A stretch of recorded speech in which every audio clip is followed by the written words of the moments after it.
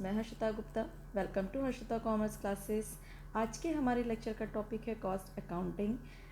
जैसा कि आपको पता है कि एमकॉम का एंट्रेंस एग्ज़ाम है, चाहे वो आपका प्योर से एमकॉम एंट्रेंस एग्ज़ाम हो या फिर आपका अप्लाइड से एमकॉम एंट्रेंस एग्ज़ाम हो।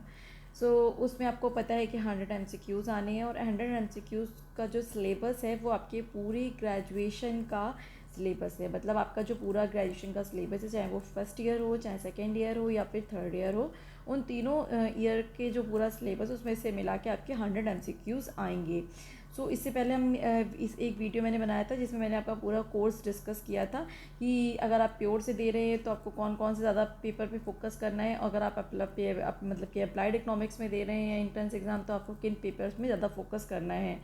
आप वो वीडियो देख सकते हैं। हालांकि आपको सारे पेपर ही प्रिपेयर करने हैं, क्योंकि कहीं से भी कोई भी क्वेश्चन आ सकता है। आप एक चीज़ और याद रखिएगा स्टूडेंट्स, आपका जो अभी आपने थर्ड ईयर के एग्ज़ाम दिए हैं और थर्ड ईयर के जितने भी पेपर्स हैं उनके सारे मैंने MCQs डाल रखे हैं। आप मेन फोकस आपका थर्ड ईयर पे रहना चाहिए क्योंकि थर्ड ईयर से ज़्यादा MCQs आएंगे। आप वो सारे वीडियोस अब देखना शुरू कर दीजिए और अपनी प्रिपरेशन को स्टार्ट कर दीजिए, जो लोग सीरियसली एमकॉम के एंट्रेंस एग्ज़ाम को क्लियर करना चाहते हैं। सो सारे सब्जेक्ट की वीडियोस पड़े हुए हैं, आप उनको देखिए। एक दिन में दो दो तीन तीन वीडियोस देखिए, एक पेपर को सब्जेक्ट को तैयार कर लीजिए, ठीक है। बाकी के जो second year and first year के जो पेपर्स है, जो इम्पॉर्टेंट पेपर्स है जिसमें से मुझे ऐसा लगता है कि उसमें से कुछ MCQs आ सकते हैं, उनके मैं डेली 2 से 3 सब्जेक्ट की वीडियोस जो हैं वो मैं डेली अपलोड करूँगी, आप उससे प्रिपरेशन कर सकते हैं। बट ये डिपेंड करता है आपसे, आप पे कि कैसे आपको टाइम स्ट्रैटेजी अपनी बनानी है, क्योंकि आपको भी पता है कि 12 अक्टूबर को आपका एग्ज़ाम है। आप अपनी प्रिपरेशन आप स्टार्ट करिए और मेरा फुल आपका सपोर्ट रहेगा। इसके अलावा भी आपको लगता है कि कोई भी टॉपिक है, जैसे कि आज मैं जो टॉपिक डिस्कस कर रही हूँ वो कॉस्ट अकाउंटिंग से रिलेटेड मैंने 40 मोस्ट इंपॉर्टेंट MCQs लिए हैं। कि कॉस्ट अकाउंटिंग का सिलेबस बहुत ज़्यादा है, मैंने सिर्फ मोस्ट इंपॉर्टेंट MCQs ही यहाँ पे लिए हैं, बहुत सारे फॉर्मूले हैं। मैं आपसे ज़रूर कहूँगी कि अगर आपके पास कोई बुक है तो आप उसके सारे फॉर्मूलेज, जैसे कि आपका बात करें हम कि break even point analysis, volume profit ratio, जितने बहुत सारे उसमें एक चैप्टर्स ऐसे जिसमें फॉर्मूले हैं, फॉर्मूलों पे आप थोड़ा सा कॉन्सेंट्रेट करके लर्न कर लीजिए। और अगर आप चाहते हैं कि मैं एक फॉर्मूले पे पर्टिकुलर वीडियो बनाऊं तो आप मुझे कमेंट बॉक्स में ज़रूर मेंशन करिए, मैं एक फॉर्मूले पे पूरा वीडियो बना दूंगी। तो आपको जिस भी सब्जेक्ट में रिक्वायरमेंट है, आप जिसमें चाहते हैं कि जो पेपर आपका टफ लग रहा है आपको, आप उसको सही से नहीं प्रिपेयर कर सकते हैं या आपके पास कोई भी स्टडी मटेरियल नहीं है, प्लीज़ कमेंट बॉक्स में आप ये चीज़ ज़रूर मेंशन करिए। ताकि देखिए, जितनी ज़्यादा जिस टॉपिक पे सबसे ज़्यादा जो कमेंट्स आएंगे कि मान लीजिए पर्टिकुलर किसी टॉपिक पे बहुत सारे बच्चों को प्रॉब्लम आ रही है, तो मैं उस पर ज़रूर कोशिश करूँगी कि मैं वीडियो बनाऊँ। अदरवाइज़ एक या दो मतलब मान लीजिए प्रॉब्लम आ रही है तो उस पर भी मेरा वीडियो मैं कोशिश करूँगी हर तरह से, ठीक है। आप भी कमेंट करके ज़रूर बताइए कि आप किस पे वीडियो बनाना चाहते हैं या कौन सा टॉपिक आपका टफ लगता है आपको, तो मैं ज़रूर कोशिश करूँगी कि मैं उस पर वीडियो बनाऊँ। चलिए आज के अपने लेक्चर को स्टार्ट करते हैं। फर्स्ट MCQ मैंने लिया है कि cost accounting is a technique of. Cost accounting किस चीज़ की टेक्निक है? असेटमेंट ऑफ द कॉस्ट, ठीक है। कॉस्ट को मतलब एक तरीके से असेटमेंट का मतलब होता है एकत्रित करना। जितनी भी तरीके की कॉस्ट होती है उसको एकत्रित करने की जो तकनीक होती है, प्रणाली होती है, उसको हम कॉस्ट अकाउंटिंग कहते हैं, ठीक है। एक तरीके से कॉस्ट की वो टेक्निक होती है।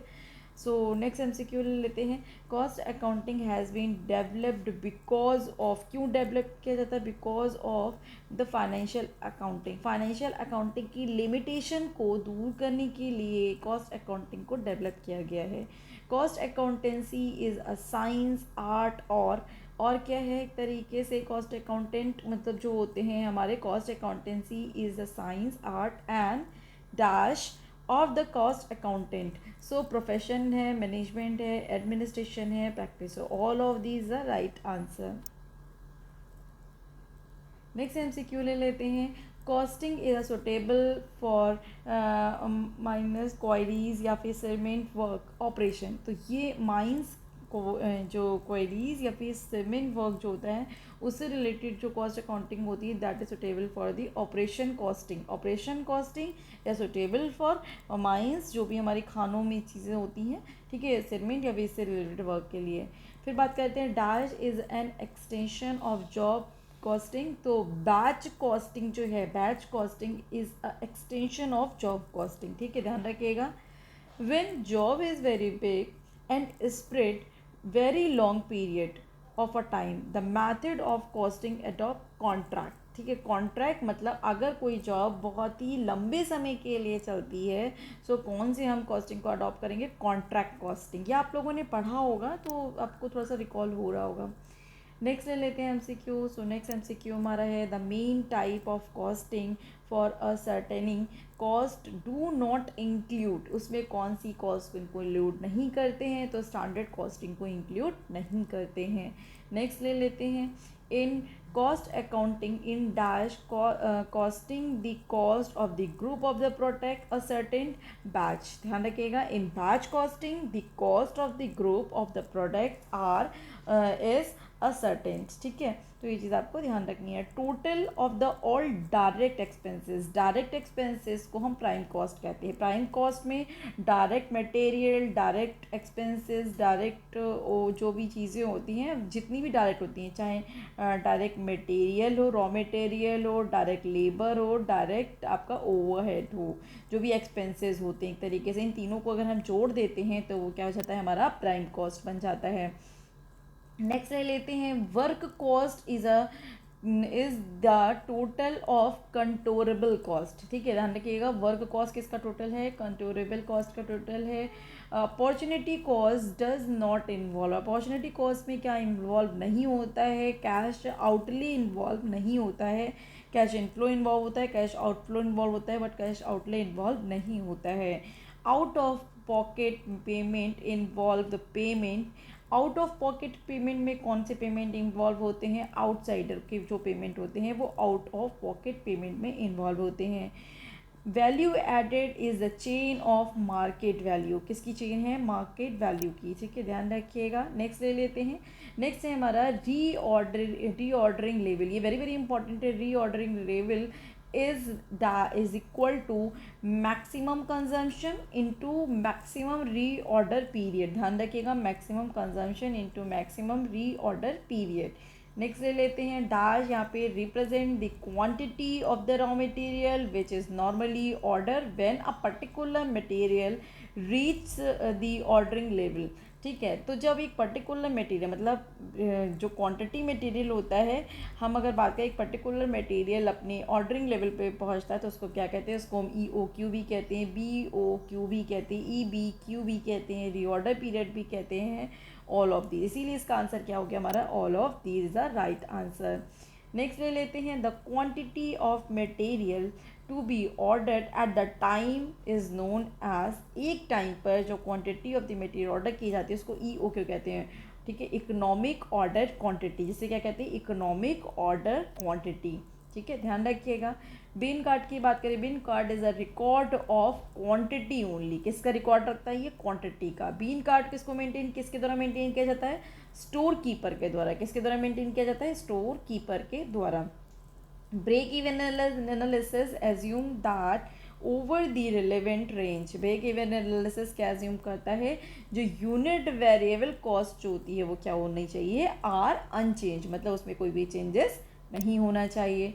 नेक्स्ट MCQ ले लेते हैं, objective of the research and development cost include, जो रिसर्च एंड मतलब कॉस्ट अकाउंटिंग से रिलेटेड जो रिसर्च एंड डेवलपमेंट होता है उसकी क्या ऑब्जेक्टिव होता है, maintaining represent competitive position, improving enterprises competitive position, exploring new market या product. So all of these are right answer. Interest जो होता है, interest on capital is interest on capital जो होता है वो क्या होता है, नोटेशनल कॉस्ट होती है, क्या होती है वो, नोशनल कॉस्ट होती है, ध्यान रखिए ये, ठीक है। नेक्स्ट ले लेती हैं the two level of material control are the quantity control and, जो two level of the material control होता है उसमें एक क्वांटिटी कंट्रोल होता है, एक फाइनेंशियल कंट्रोल होता है, ठीक है, तो ये चीज़ आपको ध्यान रखना है। नेक्स्ट ले लेते हैं, according to Rowan premium plan. Rowan premium plan का जो फॉर्मूला होता है वो क्या होता है, बोनस रेट निकालने का। सो टाइम सेव जितना होता है उसको डिवाइड कर देंगे टाइम अलाउड से, और से मल्टीप्लाई करेंगे, 100 से मल्टीप्लाई कर देंगे। सो ये रॉबिन प्लान, जो रॉबिन प्रीमियम प्लान है जिसमें हम बोनस रेट कैलकुलेट करते हैं, उसका ये फॉर्मूला है। डेप्रिशिएशन इज अ, डेप्रिशिएशन क्या होता है, डेप्रिशिएशन देखिए यहाँ पे ये सारी चीज़ें इसका है, इसीलिए ऑल ऑफ दिस का राइट आंसर है। मतलब measure the consumption of the assets, कितने हमने एक एसेट्स को कंज्यूम किया है, process of allocation and not of valuation, wear and tear due to the use और फिर लैप्स ऑफ द टाइम। ठीक है, तो ये चीज़ आपको ध्यान रखनी है। नेक्स्ट एमसीक्यू ले लेते हैं। नेक्स्ट एमसीक्यू हमारा, obsolescence is a measure of the loss of the value of assets due to the technological innovation and change in the market condition। तो कंडीशन, ये दोनों ही इसके क्या होते हैं, कॉज होते हैं एक तरीके से, तो ये आपको ध्यान रखना है। नेक्स्ट एमसीक्यू ले लेते हैं, productivity cause of the ideal time include of the following aspect. मतलब जो प्रोडक्टिविटी होती है आइडियल टाइम की, कॉज किसके द्वारा होती है, किसको छोड़कर, मतलब एक तरीके से फॉलोइंग एक्सेप्ट, किसको छोड़कर। तो देखिए पावर फेलियर भी ये किसका कॉज है, फॉल इन डिमांड भी कॉज है, waiting for material tool instruction भी कॉज है, बट जो मशीन ब्रेकडाउन है वो इसका कॉज नहीं है। ठीक है, ध्यान रखना है आपको। Cost of the production is equal to the none of these, क्योंकि cost of the production is not include for the following. ठीक है, सो देखिए यहाँ पे लिखा कि prime cost plus other manufacturing जितनी भी कॉस्ट होती है, अगर हम प्राइम कॉस्ट पे सारी मैन्युफैक्चरिंग कॉस्ट जोड़ देते हैं तो वो क्या बन जाता है हमारा, प्राइम ओवरहेड एक तरीके से आ जाता है। अगर हम बात करें प्रोडक्शन हेड में से एडमिनिस्ट्रेटिव की कॉस्ट को जोड़ देते हैं तो वो हमारा क्या आ जाता है, फैक्ट्री ओवरहेड आ जाता है। प्राइम कॉस्ट में अगर हम मैन्युफैक्चरिंग को ऐड कर दें और opening VIP working in progress को हम ऐड कर दें और इसको लेस कर दें तो हमारा क्या आ जाएगा, फैक्ट्री ओवरहेड कॉस्ट आ जाएगा। सो ये कॉस्ट ऑफ प्रोडक्शन, यहाँ पे कोई भी इसका राइट आंसर नहीं है, so none of this is the right answer हो जाएगा। नेक्स्ट देखते हैं, कॉस्ट ऑफ गुड सोल्ड का फार्मूला क्या होता है। तो ओपनिंग स्टॉक में अगर हम टोटल परचेज को ऐड कर दें और क्लोजिंग को माइनस करके डायरेक्ट कॉस्ट को ऐड कर देते हैं तो क्या आ जाएगा हमारा, कॉस्ट ऑफ गुड सोल्ड आ जाएगा। या एक तरीके से ये भी कह सकते हैं कि ओपनिंग स्टॉक प्लस जितना भी रॉ मटेरियल है उसको हम क्या करें, ऐड कर दें और उसमें से क्या माइनस कर दें, हम क्लोजिंग माइनस कर दें तो भी हमारा आ जाएगा कॉस्ट ऑफ गुड सोल्ड। ठीक है, नेक्स्ट ले लेते हैं, अपॉर्चुनिटी कॉस्ट किसका एग्जांपल है, रिलेवेंट कॉस्ट का बेस्ट एग्जांपल है अपॉर्चुनिटी कॉस्ट। फैक्ट्री ओवरहेड देखिए, इनडायरेक्ट मटेरियल, इनडायरेक्ट लेबर और अदर इनडायरेक्ट एक्सपेंसेस को अगर हम जोड़ देंगे तो फैक्ट्री ओवरहेड हो जाएगा। बट अगर हम डायरेक्ट मटेरियल, डायरेक्ट लेबर और डायरेक्ट कॉस्ट को अगर हम ऐड कर देंगे जितनी भी है तो वो क्या आ जाएगा, प्राइम कॉस्ट हो जाएगा। ठीक है, तो ये आपको ध्यान रखना है। नेक्स्ट ले लेते हैं, a firm use its own या फिर यूज ओनर टाइम या फिर financial resources both is an example of the implicit cost. Implicit क्या कॉस्ट क्या होती है, वो कॉस्ट होती है जो कि हमारे प्रोडक्शन में इंक्लूड तो होती है, वो दिखती नहीं है। एक्सप्लिसिट कॉस्ट जो इंक्लूड होती है और दिखती है एक तरीके से, जिसको हम मेज़र कर सकते हैं, वो एक्सप्लिसिट कॉस्ट हो जाती है। ठीक है, तो ध्यान रखिएगा। नेक्स्ट एमसीक्यू ले लेते हैं, the high inventory turnover indicates, high inventory turnover, inventory का मतलब होता है स्टॉक, ध्यान रखिएगा। सो हाई इन्वेंट्री टर्नओवर में indicates the efficient use of the inventory, investment in the inventory। ठीक है, ध्यान रखिएगा। नेक्स्ट है हमारा इकोनॉमिक ऑर्डर क्वांटिटी कैलकुलेटेड। अब हम इकोनॉमिक ऑर्डर क्वांटिटी को किसके द्वारा कैलकुलेट कर सकते हैं, तो फॉर्मूले के थ्रू भी कर सकते हैं, टेबल के थ्रू भी कर सकते हैं और ग्राफ के थ्रू भी कर सकते हैं। कंट्रीब्यूशन मार्जिन रेशियो, ठीक है, जिसको हम कहते हैं सीवी रेशियो भी कहते हैं। सो सीवी रेशियो हम कैसे निकालते हैं, हम सेल्स में से वेरिएबल कॉस्ट को माइनस कर दें और सेल्स से डिवाइड कर दें तो हमारा क्या आ जाएगा, सीवी रेशियो आ जाता है। ठीक है, नेक्स्ट ले लेते हैं। सो हमारा लास्ट स्लाइड है ये, break even point is a point where both, यहाँ पे ए एंड बी जो है वो राइट आंसर है। मतलब ब्रेक इवन पॉइंट हम किस पॉइंट पे कहेंगे, जब टोटल सेल्स रिवेन्यू हमारे टोटल एक्सपेंडिचर के इक्वल हो जाए, या फिर मार्जिनल जो हमारा टोटल कंट्रीब्यूशन मार्जिन जो होता है वो टोटल फिक्स कॉस्ट के इक्वल हो जाए। तो अगर ये दोनों ही केसेस में हमारा ब्रेक इवन पॉइंट जो है वो ये बराबर हो जाएगा इनके, मतलब break even point is equal to this point. फिर बात कर लेते हैं नेक्स्ट एमसीक्यू की। सो नेक्स्ट एमसीक्यू हमारा है break even point in unit. ये तो हो गया बात रुपीज़ में, अगर हम यूनिट में इसको कैलकुलेट कर रहे हैं तो कैसे निकालेंगे।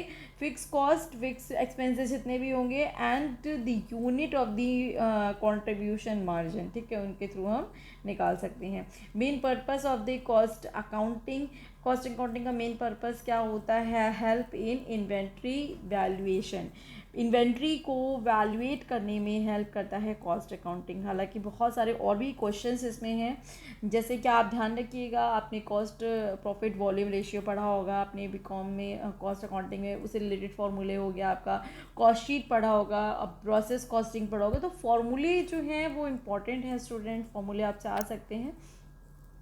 मैं कोशिश करूँगी मैं उस पर भी एक वीडियो बनाऊँ।